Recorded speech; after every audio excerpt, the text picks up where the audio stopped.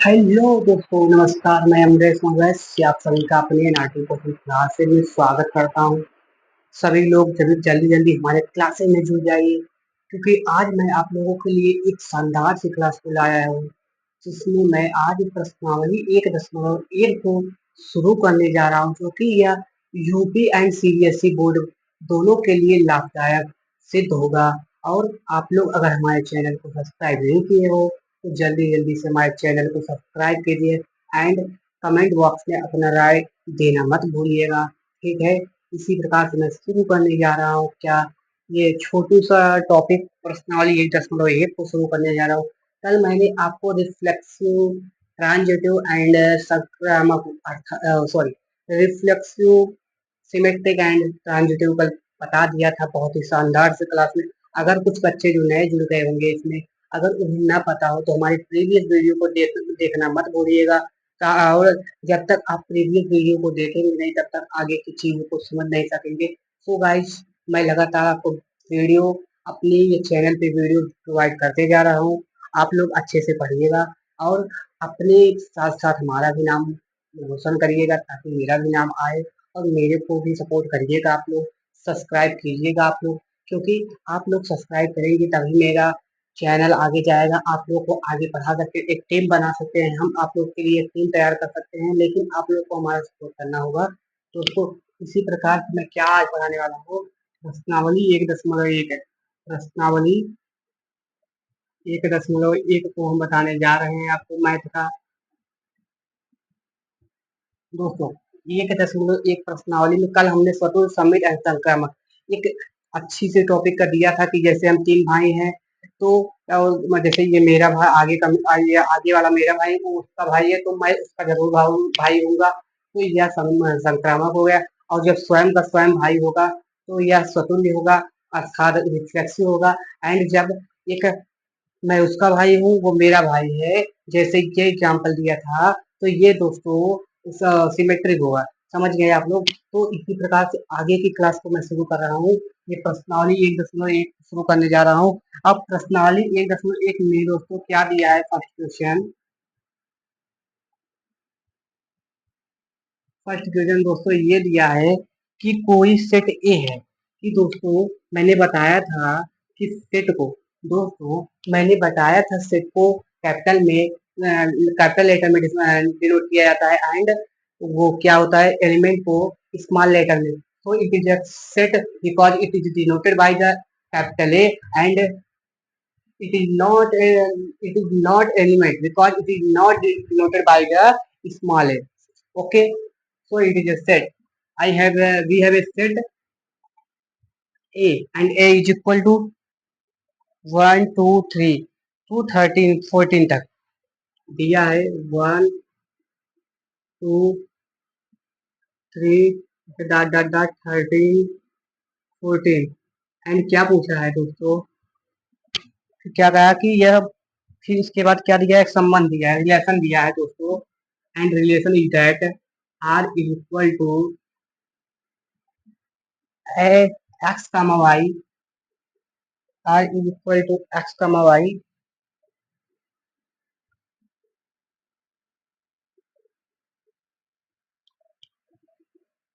Dot 3x minus y is equal to full. ठीक है दोस्तों, देखिए दोस्तों, प्रश्नावली 1.1 का फर्स्ट क्वेश्चन ये है। ठीक है, क्या है फर्स्ट क्वेश्चन, हमको फर्स्ट क्वेश्चन में ये दिया हुआ है, तो इसी को हमें आपको एक्सप्लेन करना है। क्योंकि अब इसमें पूछा गया है दोस्तों कि please tell me is please tell me that is reflexive, transitive or symmetric. I understand दोस्तों, इसका मतलब ये पूछा है दोस्तों हमसे कि इसे बताइए कि क्या यह रिफ्लेक्सिव, ट्रांजिटिव एंड सिमेट्रिक है या नहीं। अगर इसमें से कौन सा हो सकता है या तीनों हो सकता है। अगर जब तीनों होता है दोस्तों तो तुल्यता हम कहते हैं, उनसे क्या कहते हैं, तुल्यता, जब तीनों हो जाता है।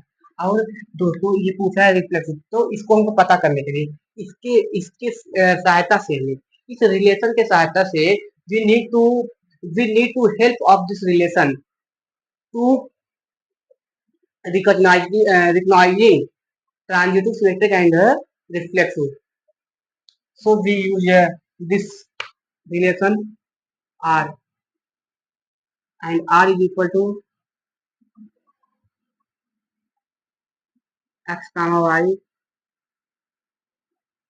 dot 3x minus y, इसको ये कर दे 0। देखिए दोस्तों, अब इसी के सहायता से हम बना सकते हैं क्या है रिलेशन। अब देखो दोस्तों, मैंने बताया था यक्स क्या होता है, समझो पहला फर्स्ट एलिमेंट होता है, एंड वाई क्या है दोस्तों, सेकंड एलिमेंट है। एंड दोस्तों कंडीशन क्या दिया है, 3x, इसको अगर हम इधर प्रक्षांतर करेंगे, उधर सप्लाई कर देंगे, उधर भेज देंगे, तो ये प्लस में हो जाएगा। अर्थात दोस्तों अगर यक्स 1 होगा तो वाई 3 होगा, मतलब वाई का 3 होगा। तो यक्स दोस्तों मैंने 1 लिया, तो दोस्तों क्या होगा, दोस्तों क्या होगा, y हमें 3 मिल जाएगा।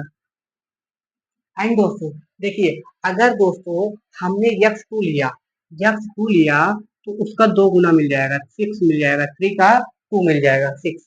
एंड दोस्तों सॉरी, यहाँ पे x2 होगा,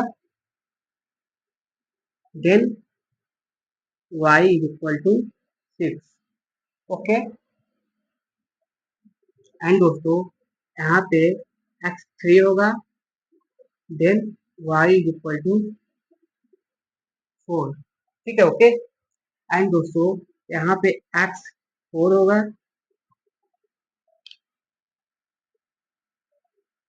आप लोग बताते रहिएगा, ठीक है। अब यहाँ पे x4 होगा, एंड y क्या होगा, यहाँ पे 9 होगा, एंड y 12 होगा। इसके आगे अगर दोस्तों लेंगे x, अगर हम 5 लेंगे तो y 15 आएगा, लेकिन सेट का एक लिमिट दिया है, जितना लिमिट दिया है दोस्तों उसी के अंडर में हमको काम करना है। जितना लिमिट दिया होता है दोस्तों उसी के अंडर में हमें काम करना होता है। So we can take the we can take only only 12। Okay, only 12 मतलब हम केवल यक्स का मान 4 तक ही लेंगे, ठीक है। हम केवल यक्स का मान 4 तक लेंगे, क्योंकि उसके आगे 5 लेंगे तो ये 15 हो जाएगा, जो कि सरासर गलत होगा, ठीक है। तो इसी का हमें बनाना होगा क्या, रिलेशन। अब रिलेशन क्या बना दोस्तों, आर इज इक्वल टू, देखिए पहले फर्स्ट 1 लिए थे 3 आया था, 1 लिए थे 1 का मत 3। एंड दोस्तों जब 2 लिए तो 6 आया, एंड जब 3 लिए तो 9 आया, एंड जब 4 लिए तो 12 आया, ठीक है। देखिए दोस्तों, ये आप पता करना है, इसी से हमें पता करना है कि क्या यह रिफ्लेक्सिव, ट्रांजिटिव एंड सिमेट्रिक है या नहीं। तो दोस्तों आप लोग बताइए, ये रिफ्लेक्सिव, ट्रांजिटिव एंड सिमेट्रिक है या नहीं, कमेंट बॉक्स में जरूर बताइएगा, क्योंकि अगर आप लोग बताएंगे तभी हमें पता चलेगा आप लोग को समझ में आ रहा है, नहीं तो नहीं जान पाएंगे, ठीक है। देखिए दोस्तों, ये हमने बताया था अगर सेम ए कॉमा ए बिलोंग करेगा रिलेशन से तो ही होगा। इसमें 1 कामा 1, मतलब ए कामा ए सेम सेम कहीं दिख रहा है, 1 1 नहीं दिख रहा है, 2 2, मतलब इसमें एक भी एलिमेंट है, तो it is not a reflexive, it is not reflexive, it is not reflexive.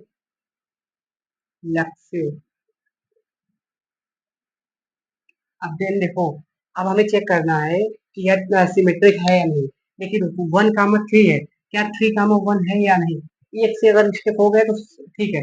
1 कामा 3 है, क्या 3 कामा 1 है, नहीं है दोस्तों, तो it is not symmetric.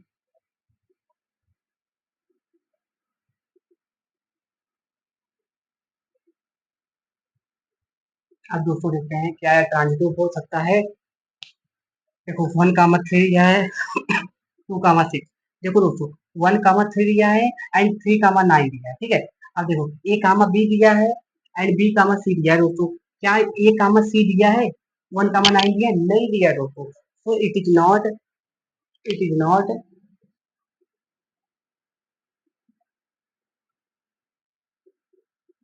Transitive.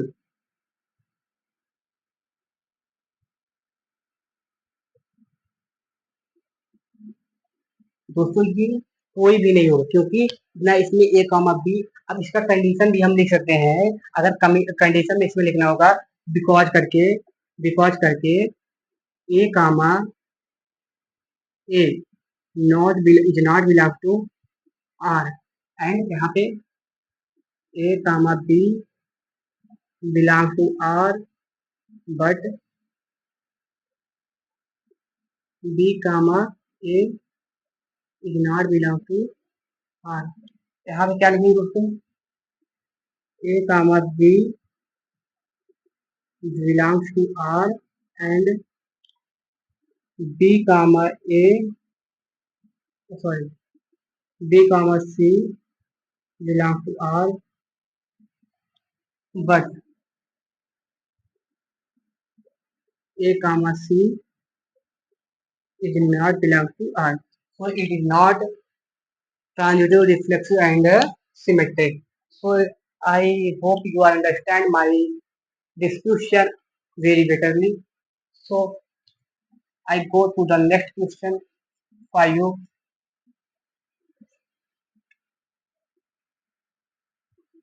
दोस्तों आप लोग ध्यान से पढ़िएगा। You teach, you read this carefully.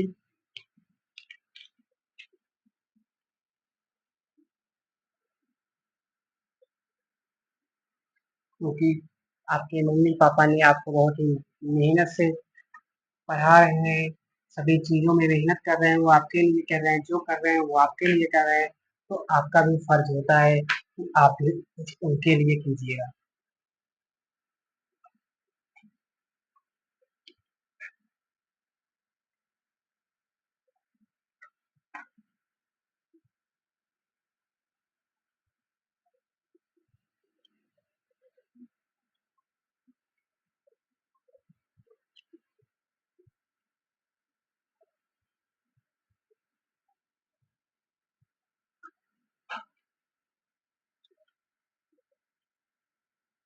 आप लगातार हमारे क्लासेज में बने रहिएगा। देखिए दोस्तों, अब हम फर्स्ट क्वेश्चन को क्रॉस करके सेकंड क्वेश्चन पर आ चुके हैं, और सेकंड क्वेश्चन में भी यही हमें बताना होगा। सेकंड क्वेश्चन में भी हमें यही बताना होगा, बस क्वेश्चन चेंज है। उसमें भी क्या है कि दोस्तों एक सेट दिया है, we have a set A and the set A is element is a 1 2 3 4 5 6 and here the relation। ये थर्ड क्वेश्चन है दोस्तों, ये थर्ड क्वेश्चन है। थर्ड क्वेश्चन क्या दिया है? X comma y, relation x comma y and y is divided by and y is divided by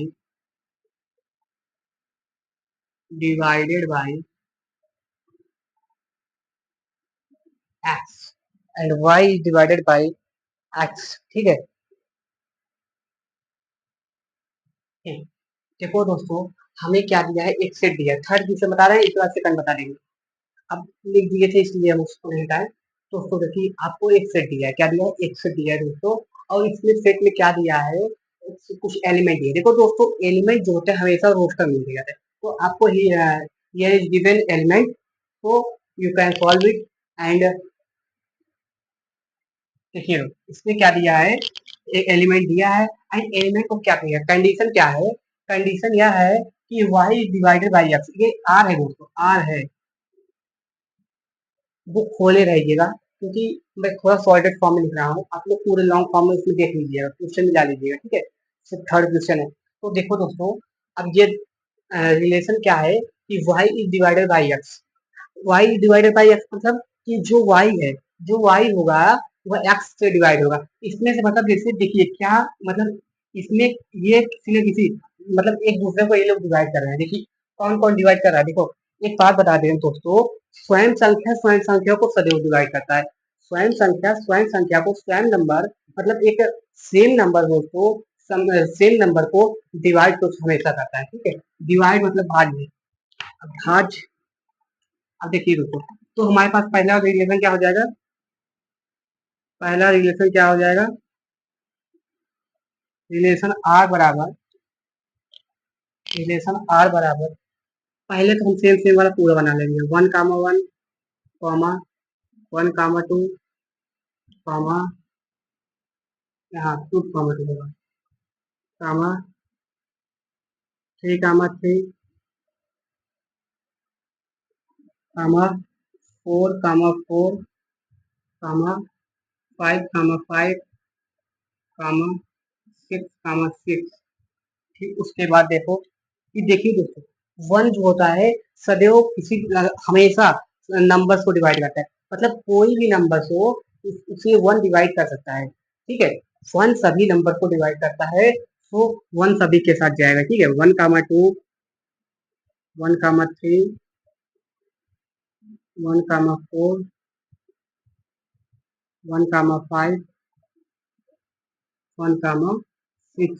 अब देखो दोस्तों, टू किसको डिवाइड कर सकते हैं, टू के टेबल में क्या आता है, 4 आता है, 6 आता है, एंड ये इसमें अवेलेबल है, तो 2, 4 एंड 2, 6, ठीक है। क्योंकि y डिवाइडेड बाई मतलब y डिवाइड होना चाहिए, मतलब ये सेकंड वाला फर्स्ट वाले से डिवाइड होना चाहिए। ये यही क्या, देखो दोस्तों, हम x जो होता है एलिमेंट में x वाला एलिमेंट पहले लिखते हैं, ठीक है।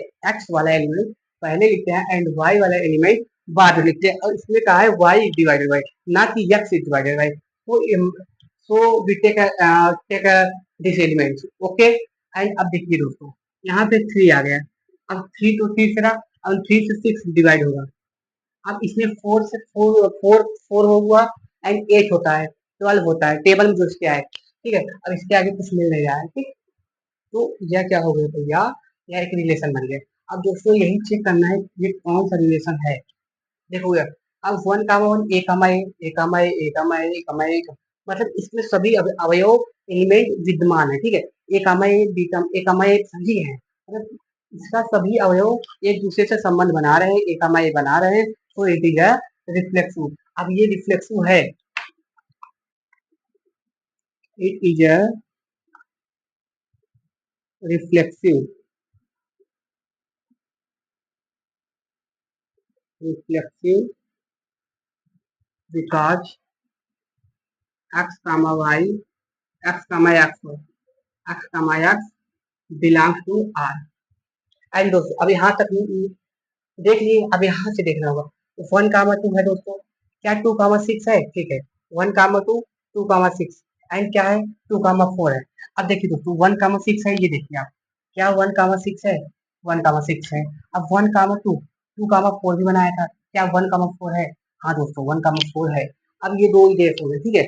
अब 1, 3 देखिए, 1, 3, ठीक है। और 3 किसी से संबंधित है, ये कहाँ से आ गया बाबू, ये नहीं आएगा, थ्री कहाँ 4 को कट करेगा, 3 ये 6 था, ठीक है, ये 6 था, ठीक है। 1, 3 है, 3, 6, क्या 1, 6 है, ठीक है। अब 1, 4, 4, नहीं है, तो इसको यहीं पे रोक देंगे, या क्योंकि ट्रांजिट यहाँ पे हो गया यार, इसका कंडीशन ही नहीं दिया है।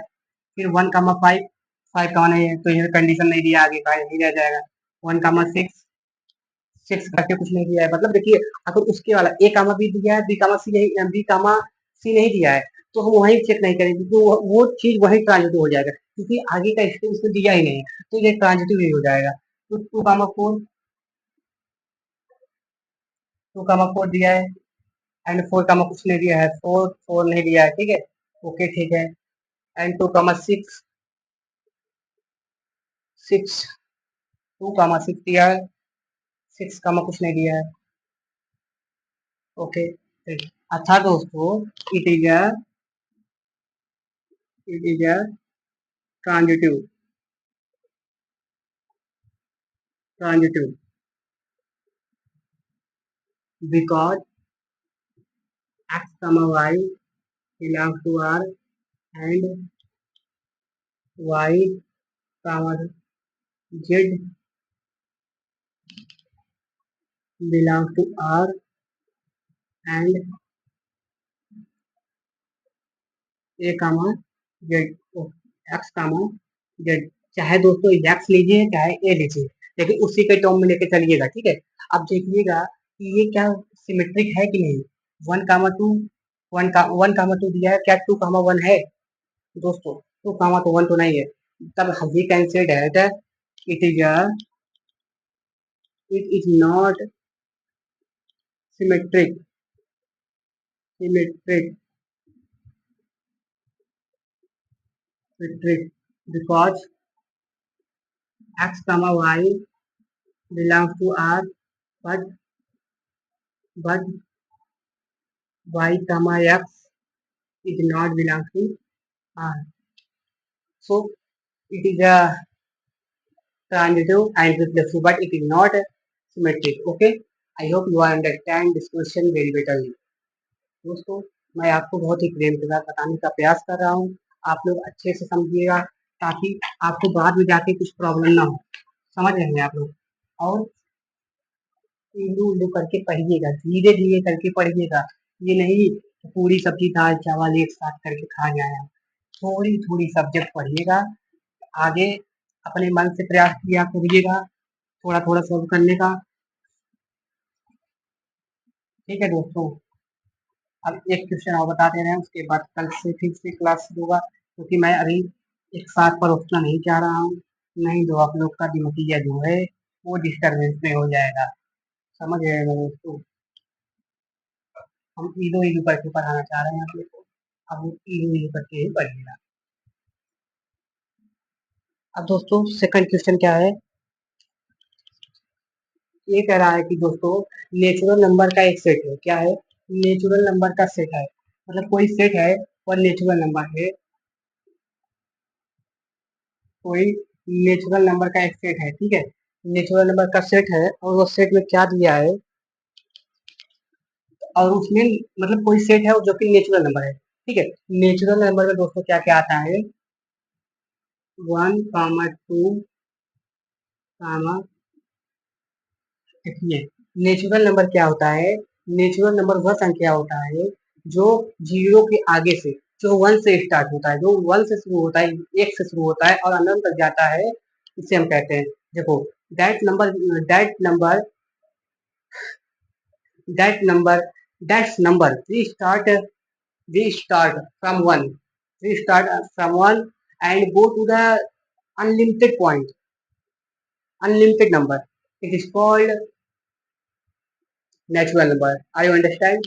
जो संख्याएं वन से शुरू होकर के अनलिमिटेड पर अनंत पे जाके खत्म हो जाती हैं, प्लस की तरफ जाएंगे, अनंत पे जाकर खत्म हो जाती है, उसे हम कहते हैं नेचुरल। तो इसमें दोस्तों वन टू थ्री ऐसे अनंत तक चला जाएगा, मतलब इतना दूर चला जाएगा कभी गिन नहीं पाओगे आप, ऐसे समझिएगा।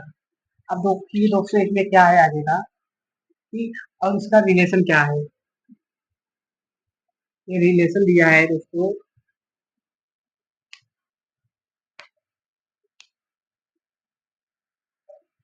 x बराबर y प्लस 5।